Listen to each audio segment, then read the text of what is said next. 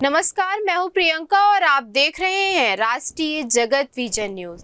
माओवादियों द्वारा 10 जून के भारत बंद के आह्वान के मद्देनजर किसी भी नक्सली घटना को रोकने के लिए कोटा डिवीजन में पदस्थ अतिरिक्त पुलिस अधीक्षक आकाश राव व अन्य साथियों पर आईईडी ब्लास्ट किया गया, जिसमें एडिशनल एसपी आकाश शहीद हो गए। ये घटना कोटा एराबोरा मार्ग पर 9 जून को घटी। इस घटना को लेकर प्रदेश के डिप्टी सीएम विजय शर्मा ने शोक जताया।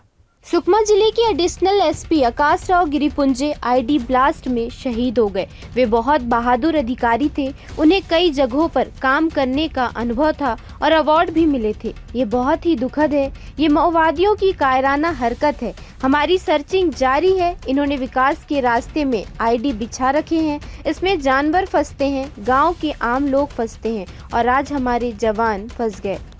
सुकमा जिले के कोंटा क्षेत्र में हमारे एडिशनल एसपी आकाश राव गिरिपुंजे जी आईडी ब्लास्ट से उनका वो शहीद हो गए हैं। हम सबके बीच में नहीं रहे हैं। बहुत ही बहादुर वो अधिकारी थे। विभिन्न स्थानों पर काम करते हुए गैलेंट्री अवार्ड उनको मिला था और इसलिए ये बड़ा ही दुख का विषय है हम सबके लिए भी। सर्चिंग अनवरत जारी है। ऑपरेशंस लॉन्च होते ही हैं। इस घटना के पीछे कायराना हरकत है माओवादियों का। वो आईडी बिछा कर रखे हैं। ये आईडी किसी के लिए नहीं, ये गांव के विकास के मार्ग पर बिछा हुआ आईडी है।